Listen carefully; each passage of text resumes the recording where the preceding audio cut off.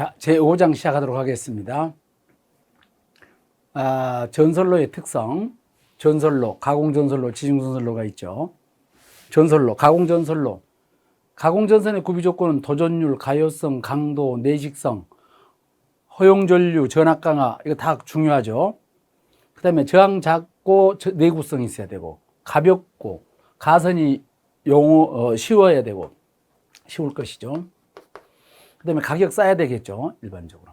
연선의 구성, 가장 중요한 것이 연선이란 한 번의 중심선 위에 유구의 충수 배수 증가, 요 말이 굉장히 중요하다 그랬죠. 총 소선수는 중심선 하나 6 곱하기 1, 6 곱하기 2, 6 곱하기 3 이걸 전부 더하게 되면 여기 n값이 3n 가로 열고 1 플러스 n에 플러스 1 값으로 나오죠.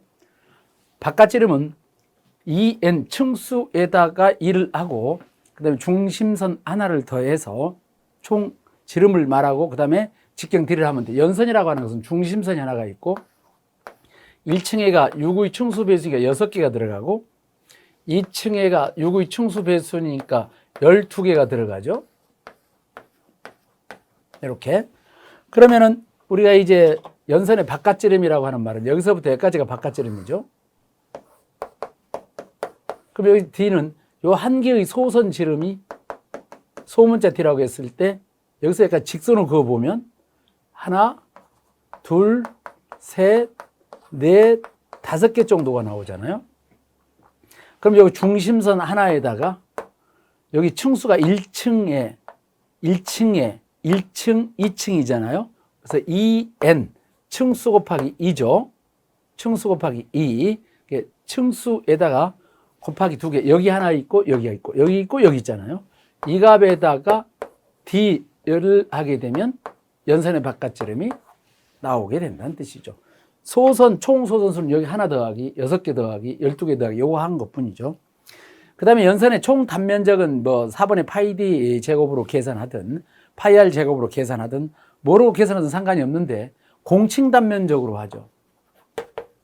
연선은 단면적 A 값은 당연히 4분의 파이 D로 제곱으로 하든 4분의 파이 D의 제곱에 소문자 D예요. 소선 단면적이죠. 여기다 가닥수 N 값을 해주든 어떤 식으로 하든 간에 공칭 단면적으로 표현한다 그랬죠. 그래서 공칭 단면적으로 표현하게 되는데 전기를 공부하는 사람으로서 이 공칭 단면적은 여러분들이 이 연선 KEC, IEC 전선 규격을 따라서 하게 되죠.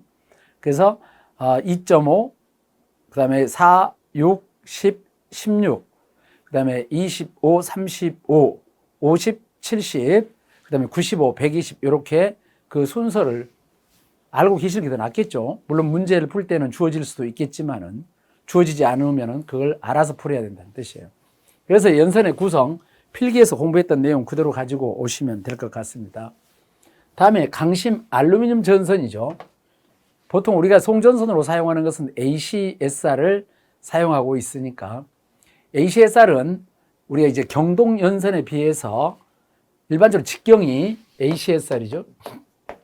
ACSR은 경동선에 비해서 직경, 굵기 말하죠. 경동선에 비해서 1.4에서 1.6배 정도 더 크게 되는 것이고 비중, 중량이죠. 중량은 경동선에 비하면 같은 조건이면 0.8배로 가볍죠. 다음에 강도, 기계적 강도 말하게 되는데 강도는 똑같은 조건이면 경동연선에 비해서 1.5배에서 2배 정도가 되죠.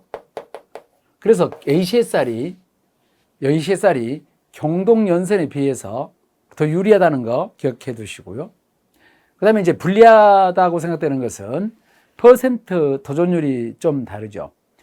퍼센트 도전율은 경동일 때가 97%이지만 ACS 알루미늄은 61%란 말이에요. 그렇지만 가공전선으로 썼을 때에는 꼭 도전율만 중요한 것이 아니라 여러 가지가 중요하기 때문에 통상적으로 ACSR이 훨씬 더 많이 소요가 되는 거죠. 전선, 가공전선의 굵기 선정할 때 고려사항이죠. 여기서 굵기 선정의 고려사항은 허용전류, 전압강하, 기계적 강도가 기본입니다. 그래서 허용전류, 전압강하, 기계적 강도에다가 그 다음에 이제 가공전선이니까 전력 손실이라든지, 그 다음에 코로나라든지 경제성 등을 따져봐야 되겠죠. 이걸 따져서. 옥내배선인 경우는 허용전류, 전압강과 궤적강도만 고려하시면 돼요. 가공 송전선일 때는 코로나에다가 경제성에다가 그 다음에 손실까지 다 고려한다는 뜻이에요. 그 다음에 이제 경제성이 나와 있는데, 경제적인 전선의 굵기, 여기 우리가 켈빈의 법칙이라고 하지 않습니까? 그래서 켈빈의 법칙을 알아야 되죠. 이것은 경제적인 전선의 굵기를 결정할 때 씁니다. 개념은 이런 개념이잖아요.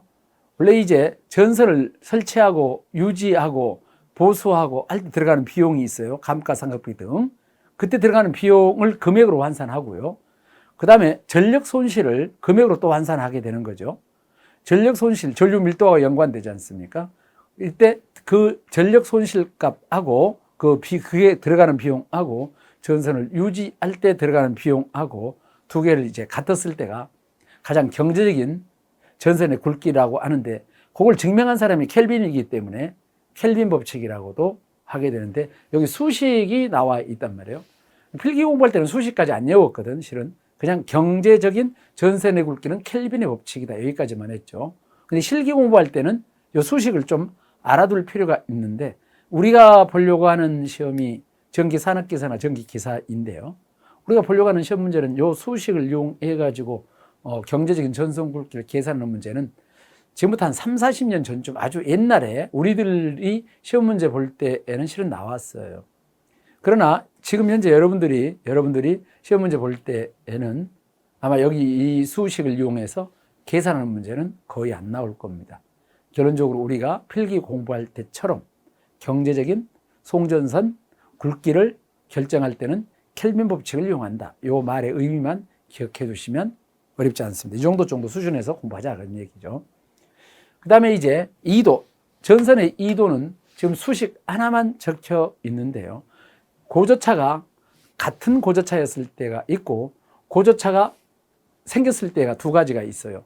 근데 고저차가 생겼을 때에는 전기기사에 재수에 5 붙었을 때 한번 나오죠, 실은. 근데 거의 안 나온다고 보시면 돼. 거의 통상적으로 고저차 2도 계산할 때는 지지물에 고저차가 같았을 때, 수평이었을 때가 나오죠. 그래서 이미 우리가 여러분들이 다 알고 있는 내용들이기 때문에 전선의 2도 T의 값은 8T0분의 WS의 제곱미터다. 이렇게 이제 알아두시고 항목을 정확하게 우리는 기억해야 되죠. 항목. 여기서 T0라고 하는 것은 전선 수평장력이죠. 자, 수평장력을 어떻게 구하느냐는 것인데요. 수평장력의 값은 전선 인장하중을 전선의 안전율로 나누면 됩니다. 보통 전선의 안전율은 얼마 정도 되느냐는 것인데, 전선의 안전율은 우리가 동선이었을 때가 경동선, 내열동, 합금선이었을 때가 2.2이고 기타의 경우는 2.5였죠. 근데 이제 안전율, 여기에 나오는 안전율이 특별한 경우가 어렵게 내지 않는 한 2나 2.1을 주어지게 되니까 크게 문제될 것이 없어요. 이렇게 계산하게 되는 것이고요. 그 다음에 여기 W값, 이 W값 말하는 거죠. 이 W는 전선의 합성하중이죠. 전선의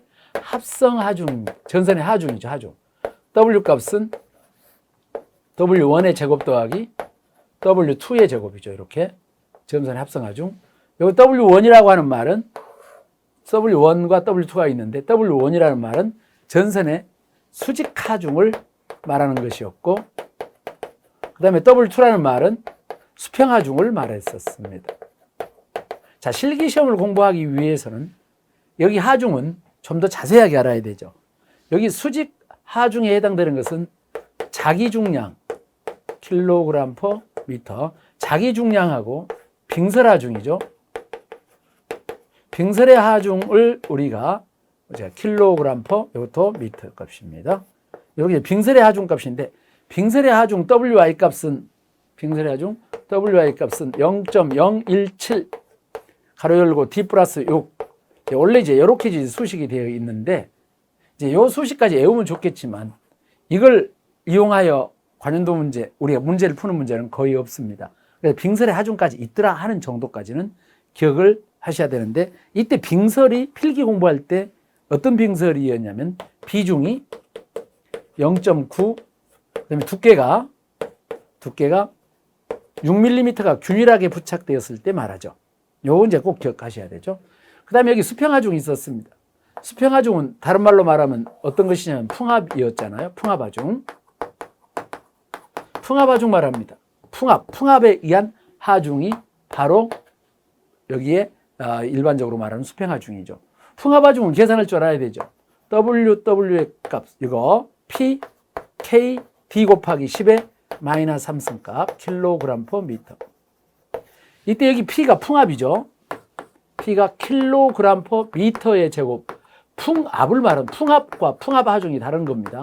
바람의 압력이고 K는 전선 표면 계수이고 D는 전선 직경이죠. 전선 직경으로서 단위가 밀리미터잖아요. 밀리미터니까 여기 이제 10의 마이너스 3승 밀리가 되어 있는 것입니다. 그래서 이게 합성하중 계산을 정확히 할 줄 알아야 되고요. 다음에 여기 S의 값은 경간이죠. 경간이란 말은 지지물간 거리죠. 지지물간 지지물 사이의 거리를 이제 우리가 말하고 있었습니다. 그래서 이거 이제 꼭 기억을 해 두시고. 그래서 2도 D의 값은 8T제로분의 또는 8T분의 WS제곱이다. 이렇게 외우고 계시니까 반드시 알아두시고. 그 다음에 전선의 실제 길이 있죠. 전선의 실제 길이 L은 S 플러스 경간에다가 더하기 3S분의 8D의 제곱. 결론적으로 2도를 알아야 여기 나와 있는 전선의 실제 길이를 구할 수가 있게 되는 겁니다. 꼭 기억을 해 두시기 바랍니다. 물론 여러분들은 필기 공부할 때 이미 다 공부했던 내용들이고 알고 있는 내용들인데 2도 계산은 필기 공부할 때보다도 조금 더 자세하게 나오니까 그 항목을 정확하게 이해하시고 숙지하셔야 됩니다. 그 다음에 지선은 우리가 이제 다 알고 있는 지선의 설치 목적은 전선의 그 이제 수평장력을 분담시켜서 지지물의 안전율을 좋게 해줍니다. 지지물의 강도를 보강하고 되어 있어요. 전선로 평형을 유지한다. 지선의 구성이라는 말은 우리가 이제 실기시험 문제니까 전주가 이제 이렇게 있게 되는 것이죠. 지지물입니다. 이게 지지물이 있었고요. 이 지지물의 높이가 총 H 높이라고 하면 H라고 하게 되면 땅이죠. H라고 하게 되면 지상 높이가 있죠. 여기서부터 이제 지상에 올라가는 높이 소문자 H라고 보도록 하죠. 그러면 이제 여기 지하로 내려가는 깊이가 있을 거 아닌가요? 여기서 여기까지. 그러면 여기에서 여기까지는 전체 길이의 6분의 1을 적용한 값이죠. 6분의 1을 땅으로 기본이죠. 6분의 1을 묻고 나머지가 이제 여기 위로 올라오는 내용이 기본이 되는 겁니다. 그 다음에 이제 지선을 설치하게 되면 여기에 이제 완금이 여기서 예를 들면 완금이 이렇게 있고요. 완철이 있겠죠. 그 다음에 여기가 애자가 이렇게 있고 전선이 물리겠죠. 이때 이렇게 여기를 묶여주는 것이 완금 밴드나 또는 완금 밴드죠. 완금 밴드가 경한철일 때 완금 밴드로 묶어지게 되고 여기 만약에 이제 각 완철이었으면은 이제 그 이 머신 볼트로 고정을 합니다. 그 다음에 이렇게 암타이가 있고요. 암타이를 고정을 하게 되는 것이죠. 지선을 설치하게 되는데요. 지선은 여기가 지선이죠. 자, 여기서 이렇게 지선을 이렇게 설치하게 되어서 전주가 이제 넘어짐을 방지하고 또는 강도를 보강해 주게 되는 거죠. 그래서 여기서부터 이렇게 연결되는 부분이 지선이라고 봐야 되죠. 근데 여기에 있는 지선 중에서 여기 중간에 애자가 이렇게 있고요. 그 다음에 이쪽에 지선 로드가 있겠고, 그 다음에 여기가 콘크리트 블럭이 있죠. 콘크리트 블럭이 있게 되는 거죠. 명칭, 요 위에 묶어주는 것을 지선 밴드 또는 지선이나 여기 암타이를 묶어주는 밴드가 되는 것이고, 그 다음에 여기 가운데 있는 것은 누설전류 차단을 위해서 지선 애자가 있어야 되는 것이고, 이건 지선 근가가 있어야 되죠. 지선 근가가 있으며, 그 다음에 여기서부터 여기까지 이렇게 연결되는 거, 지선과 지선 근가를 연결해 주는 것이 지선 로드죠. 지선 로드가 있어야 되겠고, 그 다음에 여기가 지선 부분인데 여기에 지선은 아연이 도금된 철선이죠.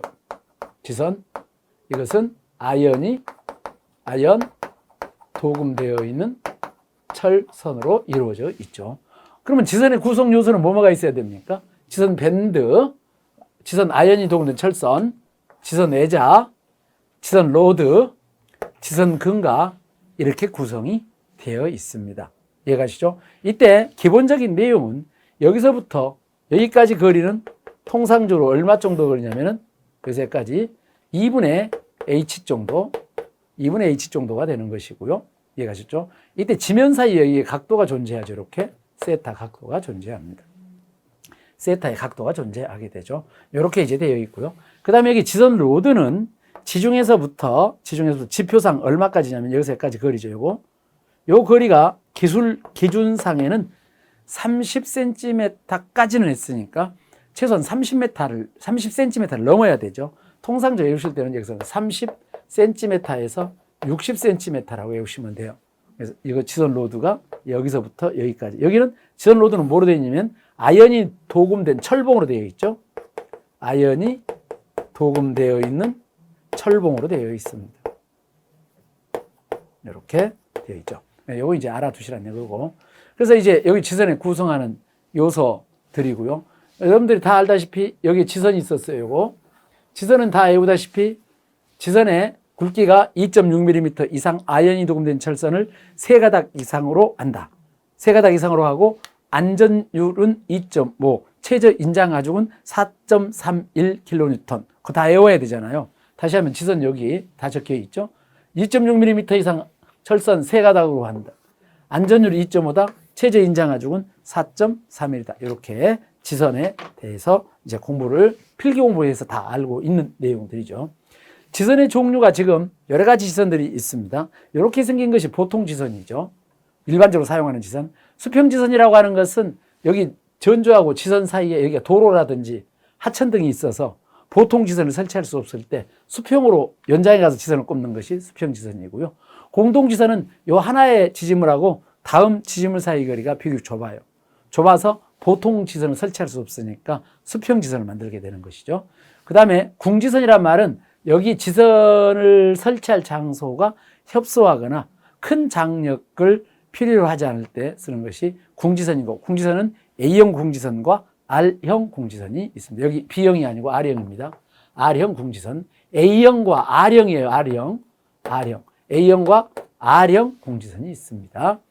그 다음에 이제 공동지선이 있고요. 그 다음에 이와 같이 이제 궁지선이 있고요. Y지선이라는 것이 있었죠. Y지선이란 말은 이쪽에서 큰 장력이 받아서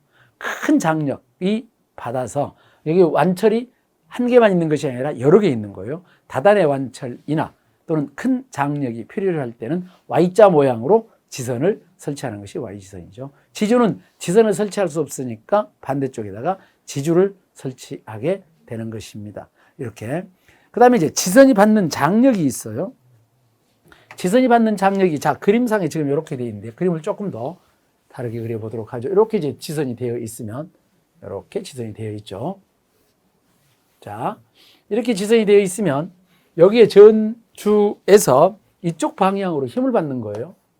T, 킬로그램. 이걸 갖다가 지선이 받는 불평균 전주가 받는 불평균 수평 불력이죠. 수평 불력입니다. 여기서는 소문자 T로 되어 있네요. 지선이 받는 불평균. 그 다음에 지선이 받는 장력 T0라고 보도록 하죠. 이건 킬로그램이고요. 지선 장력이에요. 지선이 받는 장력이에요. T0라고 봤습니다. 그 다음에 여기 지선에 소선수가 있고요. N값이고요. 지선에 안전율이 있었습니다. 지선에 안전율 값이 K값이 있을 거예요. 소선수와 안전율 K값이 있고요. 그 다음에 각도가 있죠. 지선과 지면 사이 각입니다. 지선과 지면 사이의 각도입니다. 자, 이렇게 지금 되어 있거든요. 그러면 지선이 받는 장력 T0는 어떻게 계산이 돼야 되냐면 여기에 불평 장력을 해소해야 되니까 불평균 장력이 이만큼 받았으면 지선이 받는 장력은 여기서 이렇게 와야 되거든요. 수직으로 긋어요. 그러면 여기에 있는 값, 요 값하고 이 값이 상쇄되면 되거든요. 그럼 이 값이 t가 되죠. 상쇄되면 되는 겁니다. 그럼 여기서부터 여기까지 길이에 해당되는 요 길이에 해당하는 장력을 잡아당기면 이만큼 받게 되죠. 이만큼. 이때 여기 각도가 세타니까 이쪽 각도가 세타에서 코사인 함수가 성립하게 되는 겁니다. 그래서 코사인 세타의 값은 t0분의 t라는 시수식이 성립하게 되는 거예요. 이해하셨나요? t0분의 t 이렇게. 그러므로 지선이 받는 장력 t0의 값은 코사인 세타분의 t라는 수식이 기본 수식이 성립하게 되는데 이 개념을 꼭 기억하고 계셔야 돼요. 이렇게 돼 있을 때 코사인 세타분의 t값 이렇게 이해하셨나요? 이렇게 되어 있다 그런 얘기죠. 근데 지선의 안전율이란 말이 뭐냐? 지선의 안전율 K. 안전율 K라는 말은 자 전체에 사용하는 인장 강도를 사용 장력으로 나눈 것이죠. 지선의 장력 사용값이죠. 사용값으로 나눈 값입니다. 그 다음에 지선이 총 받는 장력이 나와요. 소선수에다가 소선 장력이 있죠. 소선의 장력일 소문자 T라고 쓸게요. 소문자 T. 소선 장력 소문자 T. 소선수 NT가 되죠. N값에다가 T값. 소선 장력 곱하기 소선수 하게 되면 여기 전체 값이 나오고 그걸 지선이 받는 장력의 B로 계산하면 안전율이 나오게 되죠. 이 두 가지 수식이 기본 수식이죠. 이 두 가지 수식을 기본적으로 그래서 합치게 되면 그러므로 지선이 받는 장력 T0 값은 코사인 세타분의 전선이 받는 장력에 지지물이 받는 장력에 이렇게 K분의 NT라는 수식이 성립해. T0 값이니까 이렇게. 그래서 재울 때에는 이 수식으로 보통 외우고 계시죠. 그리고 필요한 거 이제 물어보면 답변하시면 되는 거죠. 소선수 물어보면 소선수 답변하시고. 물론 이제 여기에 적혀 있지만 어떤 방법으로든지 이런 방법으로 계산한다 그런 얘기죠. 이렇게 지선이 받는 장력이었습니다. 자, 그 다음에 지중전설로에 대해서 알아보도록 하죠. 지중전설로 장단점 꼭 기억을 한 번 정도 꼭 읽어서 여러분들은 문제가 나왔을 때 반드시 알아야 되죠. 지중전설로의 장점, 미관 좋습니다. 폭풍, 그 다음에 화재, 이런 기상 영향이 별로 받지 않습니다. 또 땅속에 있으니까 환경과 조화를 이루고 있습니다. 또한 땅속에 있으므로 통신선에 대한 유도장애도 적습니다. 그리고 인축에 대해서 안정성도 우수합니다. 그 다음에 다해선 설치가 우수하고 시설의 보안에 유리하죠. 보안이라는 말은 안전보장이죠. 시설 보안에 유리하도록 되어 있어요. 이것이 이제 장점, 미관, 그 다음에 기상 조건, 그 다음에 환경과 조화, 그 다음에 유도장애 적다, 안정성이 높다, 그 다음에 보안에 유리하다 이런 단점. 일단 돈이 많이 들어. 건설비, 유지비, 보수비. 그 다음에 가장 문제가 고장 검출이 어렵고요. 고장을 검출했다고 하더라도 복구하는 데 시간이 걸립니다. 복구하는 시간이 걸리고요. 그 다음에 땅 속에가 전선이 있기 때문에, 지중이기 때문에 송전 용량이 제한받을 수 있죠. 왜냐하면 송전 용량을 늘려면 전선을 다시 시설해야 되는데 그러면 땅 속에 있기 때문에 그 제한을 받을 수 있다는 뜻이죠. 건설할 때 소음이나 분진 등이 생기고 교통장애가 생길 수가 있다는 뜻입니다. 이해가셨죠? 이런 것들이 단점. 그 다음에 케이블의 전력 손실은 세 가지죠. 저항선, 유전체선, 연피선 세 가지, 요 수식 세 가지 꼭 알아두시고요. 저항선은 도체 저항 때문에 생기는 손실, 그 다음에 유전체선은 절연체의 충전 손실이고요. 충전 손실이고, 그 다음에 연피선은 거기 연피 케이블에 와류가 생겨서 생기는 손실이죠. 이 중에서 가장 문제가 되는 것이 유전체선이죠. 특히 케이블을 절연내력 시험 등을 할 때에 전압을 걸게 되면 그 절연체의 정전 용량에 의한 유전체의 역률이 존재하고 그 유전체의 역률만큼 손실을 보는 것입니다. 그래서 유전체 손실, 세 가지 손실이 있다는 거.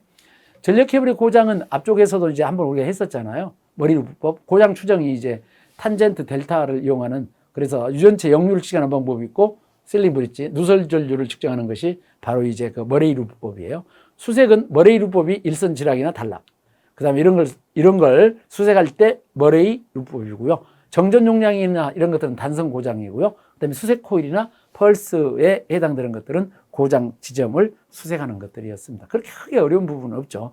머레이르 부분 계산할 줄 문제를 앞쪽에서 먼저 풀어봤죠. 이미 풀어봤으니까 머레이르 부분 앞쪽에서 이미 풀어봤기 때문에 그걸로 대치가 될 겁니다. 자, 기본 문제 몇 문제 알아보도록 하겠습니다. 먼저 1번 문제에서 소선의 직경이 3.2이고 37가닥이었을 때 연선의 바깥지름을 구하라겠어요. 연선의 바깥지름은 뒤의 값은 외경, 뒤의 값은 층수에 2를 곱하고 2n 플러스 1 가운데 거 하나 더하고 그 다음에 소선의 지름을 하라고 했습니다. 이때 여기에서 n이 무엇이냐면 중심선을 뺀 층수죠. 여기 1이 중심선이고 그 다음에 여기 2는 중심선을 뺀 층수죠. 그러면 중심 뺀 층수가 얼마냐는 것이죠. 얼마냐? 우리가 이제 연선의 구성이 한 번의 중심선 위에 하나 위에 6의 층수배수 1층에가 6 곱하기 1이 있다는 뜻이죠. 2층에가 6의 층수배수 6 곱하기 2가 있다는 3층에가 6 곱하기 3이 있다는 뜻이죠. 이렇게 내려간다는 얘기야. 쉽게 말하면. 그러면 총소선수는 총소선수의 값은 자 중심선 1층까지 하게 되면 중심선 하나하고 2개 더하면 되잖아요. 그래서 7가닥이 되는 것이고 그 다음에 2층까지 총소선수는 여기 7가닥하고 요거 2개를 더하면 되죠. 6이 12에다가 2개 더하면 19가닥이고 3층까지 총소선수는 19에다가 6, 3, 18을 더하면 37가닥이고 그러면 4층이면 몇 가닥일까요? 4층이면 37에다가 6, 4, 24를 더하면 61죠. 5층까지 하면 얼마일까요? 5층까지 총 소선수는 여기 61에다가 6, 5, 30을 더하면 91가 되는 것이에요. 그래서 91 이렇게. 그래서 이제 이렇게 이제 한 번의 중심선 위에 6의 층수 배수다 이렇게 딱 암기를 하고 계시는 것이기 때문에 여기에서 문제 보게 되면 소선의 3.2mm 37가닥이라고 그랬어요. 그러면 37가닥이면은 연선의 층수가 중심선을 뺀 층수가 3층임을 알 수가 있어야 되는 겁니다. 그죠? 그래서 이제 답안지 쓸 때는 37가닥이면은 중심선을 뺀 층수가 3층이기 때문에 그러므로 뒤의 값은 2 곱하기 3에 플러스 1값을 하고 소선 하나의 지름이 3.2mm거든. 3.2입니다. 그래서 이렇게 해서 계산기 누르면 답이 나옵니다. 이런 얘기예요. 눌러봤더니 22.4다 이런 얘기지. 그래서 22.4mm가 답이 된다. 이렇게 답변을 하실 수가 있는 거예요. 이해가셨죠? 자, 다음 2번에 대해서 봅니다. 그림과 같은 송전선로의 등가 상관거리 구하라겠죠. 인덕턴스라든지 이런 걸 구할 때에는 등가 상관거리 잘 구해야 되는데 등가 상관거리를 D에 제로에 3개짜리 같으면 3개짜리 등가 상관거리 D 제로에 같으면 3개짜리니까 3 루트 D의 1 곱하기 D의 2 곱하기 D의 3 여기 등가 상관거리 구하는 방법이죠.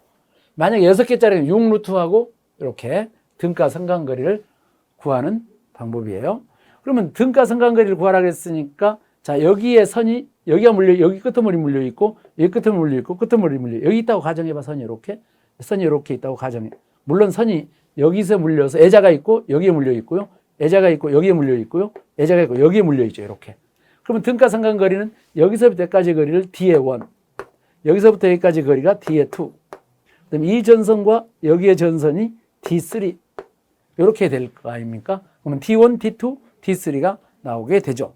그래서 자 여기서 D의 1 전선 굵기, D2, D3 이렇게 나오게 되죠. 자 D의 1 값은 어떻게 구할 것이냐? 그럼 여기 그 그림이 지금 철탑이 수직선이 연축선이 이렇게 되어 있거든요. 그 다음에 이쪽 전선하고 A상 전선하고 B상 전선이 있는데 자 중심선에서 B상까지는 850이고 A상까지는 600이에요. 그러면 중심선이 이렇게 있으면 여기서 여기까지 거리가 690이고요. 여기서 여기까지 거리가 지금 830이죠. 850이죠. 그럼 여기서부터 여기까지 거리는 어떻게 구해야 되냐 이거죠. 그러면 당연히 이렇게 수직선을 긋고 수직선의 높이하고 여기서 여기까지 거리를 알면 되잖아요. 그럼 이 수직선 높이는 얼마예요? 여기서부터 여기하고 A하고 B상 830이죠. 여기가 830이라는 얘기 아닌가요? 그러면 여기서부터 여기까지 거리는 얼마예요? 850 마이너스 690이 되는 것이죠. 그러면 여기서부터 여기까지의 거리가 D의 원값인데 D의 원값은 루트 씌운 다음에 높이 830의 제곱 더하기 그 다음에 여기서부터 여기까지 거리니까 여기서부터 여기까지 가려면 가로 열고 850 마이너스 690의 제곱 이렇게 하여 D의 원값이 계산이 되는 것이죠. 이해가셨나요? D의 원값. 그러면 D의 같은 방법으로 D의 투값은 어떻게 구해질까요? 그러면 같은 방법으로 D의 투값은 자 D의 투값이 여기서부터 여기까지란 말이에요. 그러면 여기 B상과 C상의 직선거리가 760이거든요. 760의 제곱 더하기 다음에 여기 어디가 더 크죠? 850하고 750이니까 850 마이너스 750의 제곱이 되죠. 이것이 D의 원값, 여기 D의 투값. D의 3값도 같이 해볼까요? D의 3값은 또 루트를 씌운 다음에 그러면 D의 3값은 이쪽 A상하고 C상 것이니까 일단 A상과 C상은 830하고 760을 더해서 직선 수직거리에 830 더하기 760의 제곱이죠. 더하기 그 다음에 이쪽 190하고 이쪽 750하고 차이만큼이 가로값이 되죠. 750 마이너스 690 750 마이너스 690의 제곱이죠. 자 이렇게 계산하면 D의 1번 값, 2번 값, 3번 값들이 나오게 되죠. 제가 계산해 봤더니 D의 1번 값이 845.28 여기가 845.28mm 란 뜻이고 28cm군요. cm란 뜻이고 지금 여기 단위가 cm로 되어 있으니까요. 그 다음에 D의 투값은 766.55cm란 뜻이고 그 다음에 D의 3값은 1591.13 1591.13cm란 뜻이 되죠. 그럼 이제 D1, D2, D3가 나왔잖아요. 그러므로 등가성간거리 D0 값은 3루트 하여 주시고 D의 온값이 845.28 곱하기 그 다음에 D의 2의 값이 766.5 그 다음에 D의 3의 값이 1591.13 이렇게 기하학적으로 평균거리를 구하시면 되죠. 이해가셨죠? 이렇게 해서 이제 구해봤더니 그 값이 1010.22cm 이렇게 나오게 되죠. 그래서 1010.22cm 정답이 1010.22cm가 정답이 되죠. 이해가셨나요? 이런 식으로 풀게 되더라 그런 얘기죠. 등가성간거리 가공전선에서 이제 원래 선로중수편에서 이게 나와야 되죠. 선로중수에 나오든 어디에서 나오든 간에 등가성간거리는 이렇게 계산을 해 주셔야만 되는 겁니다. 자, 3번 문제 같이 풀어봅니다. 가공전선로와 가공전선로와 비교한 지중전선로의 장단점. 지중전선로 장점과 단점을 세 가지씩 장점. 지중전선로 장점 생각나십니까? 첫 번째, 지하의 매세라서 보안에 유리하다. 보안에 유리하다. 환경과 미관이 좋고 환경, 기상 조건에 영향을 받지 않는다. 환경과 조화 또는 기상 조건에 영향을 받지 않는다. 영향이 없다. 있는다. 그 다음에 환경과 조화를 이룬다. 주위 환경과 조화. 주위 환경과 조화를 이룬다. 그 다음에 이제 다회선 설치가 유리하고 등등 여러 가지가 있는데 세 가지만 쓰라 그랬으니까 어떻게든 세 가지씩만 쓰면 돼요. 단점. 돈이 만든다 그랬죠. 단점은 일단은 시설비, 그 다음에 유지 보수비, 유지 및 보수 비용이 많이 들죠. 일단 이게 많이 듭니다. 단점. 그 다음에는 고장이 났을 때 검출과 검출과 고장 처리, 고장 복구. 복구가 어렵다. 어렵다가 아니라 시간이 많이 들죠. 어렵다. 좀 더 이제 고장 검출이 어렵고 복구하는데 시간이 많이 걸린다. 이렇게 쓰셔도 되는 것입니다. 시간이 많이 걸린다. 고장 복구가 어렵고 시간이 많이 걸린다. 이렇게. 그 다음에는 단점이에요. 단점이니까 송전 용량이 제한적이다. 송전 용량 제한받는다. 용량이 제한적이다. 송전 용량에 제한을 받게 된다. 같은 용량이었을 때에는 그 도체가 같은 조건이었을 때 가공 전선에 비해서 송전 용량이 제한을 받죠. 제한을 받는 이유가 전선에 이제 이 허용되는 전류하고 연관이 되는데 공간, 땅 속에 있기 때문에 열 방산 능력이 떨어지죠. 열 방산 능력이 떨어지니까 당연히 가공 전선에 있을 때보다도 송전 용량이 줄어들 수가 있어요. 저는 이제 세 가지 쓰라서 이렇게 썼는데요. 세 가지, 네 가지씩 쓰라고 하면은 만약에 이제 네 가지 쓰라고 하게 되면 다 하나씩 쓰세요. 그래서 네 가지 쓰라고 네 가지 쓰시고 세 가지 쓰라고 하면 세 가지 쓰시고 하라는 대로 하시면은 되겠습니다. 다음 4번에 지중전선로 시설에 대한 물음에 이제 답하는 거라는 답하시오.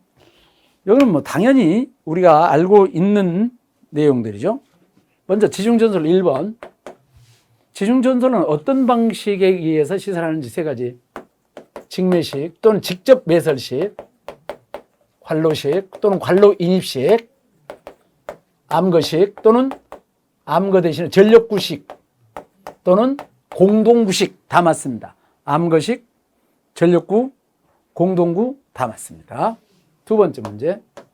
방식 조치를 하지 않는 지중전선의 금속 피복의 접지는 어떤 접지를 해야 되느냐. 방식 조치를 하지 않는다거나 어찌됐든 간에 금속 피복 접지 잡아야 될 거 아니에요. 접지 시스템이 세 가지죠. 보호 접지, 개통 접지, 피레 시스템 접지. 그럼 이 세 가지 중에 뭐냐 이것입니다. 당연히 보호 접지에 해당됩니다. 세 번째, 지중전선로로 사용하는 전선은 어떤 걸 쓰느냐. 여기 복잡하게 생각하지 마세요. 여기에서는 뭐 3종 클로로프렌 캡타이어 케이블이다 이렇게 종류로 쓰실 필요는 없어요. 그냥 케이블이라고 하세요. 케이블을 사용한다 이렇게. 그래서 케이블을 사용한다라고 하시면 됩니다. 그래서 이렇게 이제 답변하시면 크게 문제될 것이 없을 거예요. 요게 지금 아까 앞쪽에서도 한번 나왔었던 내용이죠. 고장점 계산하는 거 말하는 겁니다. 앞쪽에서도 한번 나왔으니까 여러분들이 이 문제 정도는 쉽게 계산이 돼야 되죠. 60mm 제곱 0.3%, 0.3195, 3.6, 30 전력 케이블이 있다. 이렇게 돼 있죠. 요게 이제 앞쪽에서 풀어봤던 문제하고 중복되는 문제인데 기억나십니까? 기억나시죠? 자, 여기가 고장점이 생긴 거죠. 이렇게. 이때 고장점까지 거리가 얼마냐는 거죠. 고장점 거리. 이때 여기서부터까지 거리가 지금 얼마이냐면 L 이꼬르 3.6km죠. 3.6km. 그러면 우리가 여기서 이렇게 공부하라 그랬잖아요. 고장점에서 여기서부터 여기까지 거리 부분 하고요. 그 다음에 여기서부터 여기까지 거리의 비를 계산하라 그랬죠. 자, 지금 여기가 20옴이고 여기가 100옴이니까 그러므로 100옴 곱하기 x의 값은 100옴 곱하기 x의 값은 20옴 곱하기 여기서부터 이렇게 가야 되는데 3.6에서 x값을 빼준 값이어야 되죠. 이렇게 쓰거나 또는 이렇게 쓰기 귀찮으면은 아까 앞쪽에서 풀어봤듯이 20분의 100은 x분의 3 곱하기 2 곱하기 3.6 여기가 3.6에 쭉 돌아가서 곱하기 2에 마이너스 x 값이죠. 그러니까 여기가 2 곱하기 3.6에 마이너스 x 값이 되죠. 2l 마이너스 x 값. 이해가셨나요? 이렇게 쓰는 거나 이렇게 쓰는 거 똑같은 거잖아. 대각선의 곱하기가 같다는 얘기나 이쪽 B하고 이쪽 B하고 이쪽 B하고가 돼야 되죠. 그러니까 여기서부터 여기까지 거리가 이렇게 와야 되니까 여기서부터 여기까지 거리가 3.6의 요 거리의 값은 당연히 얼마가 나옵니까? 3.6에 곱하기 쭉 돌아와서 여기까지 이 값에다가 그 다음에 여기 x 값을 빼줘야 되죠. 마이너스 x 값. 이것이 여기서 이렇게 돌아오는 거리가 되죠. 그래서 여기에서 계산기 x 값을 구하면 되죠. 1.2km. 그래서 이렇게 이제 된다고 앞쪽에서 문제를 같이 풀어봤었습니다. 기억나시죠?